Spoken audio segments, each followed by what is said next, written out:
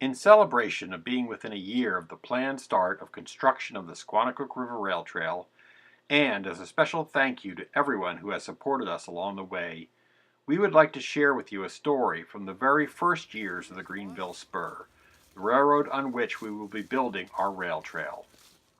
Henry David Thoreau, the great philosopher and writer from Concord, Massachusetts, loved climbing Mount Monadnock more than any other mountain.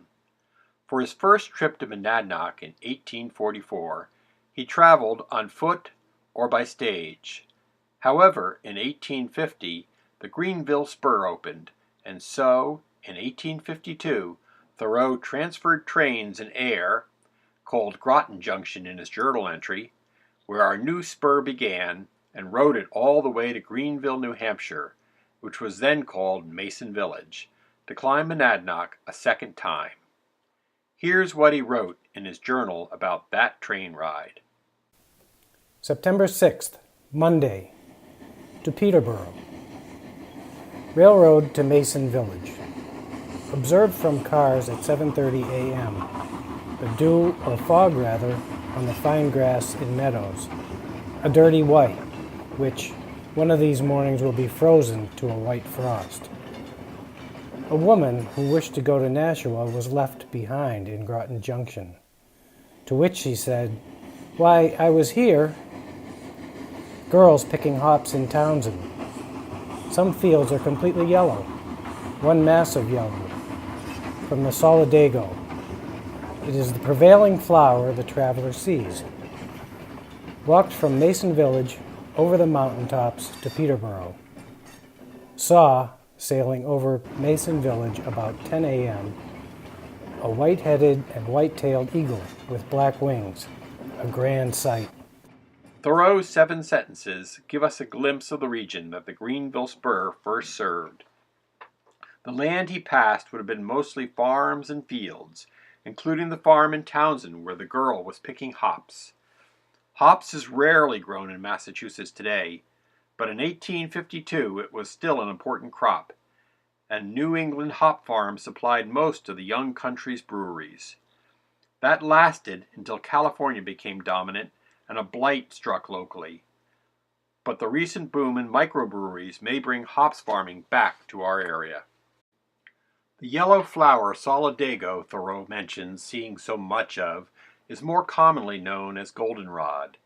Goldenrod is inaccurately believed to be a major cause of hay fever because it blooms at the same time as ragweed, but its pollen is too heavy to travel far through the air. Goldenrod is native to New England, but is considered an invasive species in many other parts of the world to where it is now spread. Thoreau's sighting of a bald eagle in Greenville must have been unusual enough to have made him enter it in his journal. Bald eagles would have been fairly common at Thoreau's birth, but loss of their habitat due to the conversion of forests to farms was one reason they were becoming less common. Another reason was that people greatly exaggerated the size of farm animals that were vulnerable to bald eagle attacks, and so, even though they were our national emblem, they were frequently hunted. They disappeared from our area by 1900, long before the pesticide DDT threatened them elsewhere. In 1850, if you got off the Fitchburg line, now the MBTA commuter line in air, there were 4 other directions you could travel. One was southwest to Worcester, and another was northeast to Chelmsford, both of which are presently active freight lines. The woman who was upset that she needed to change trains in air to get to Nashua would have eventually ridden the third choice, a line that would, 151 years later, become the Nashua River Rail Trail.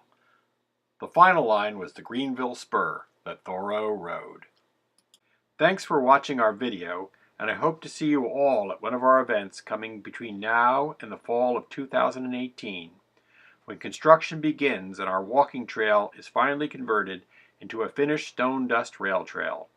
Hopefully, were Thoreau alive for the opening of the Squannacook River Rail Trail, his experience riding on our new trail would be as memorable as was his trip on that same line 166 years earlier.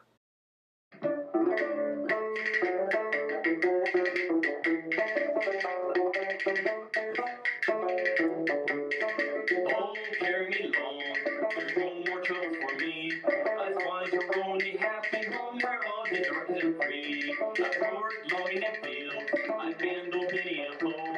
I'll turn my eye before I die to watch the sugarcane grow. Oh, boys, carry me home, carry me till I die.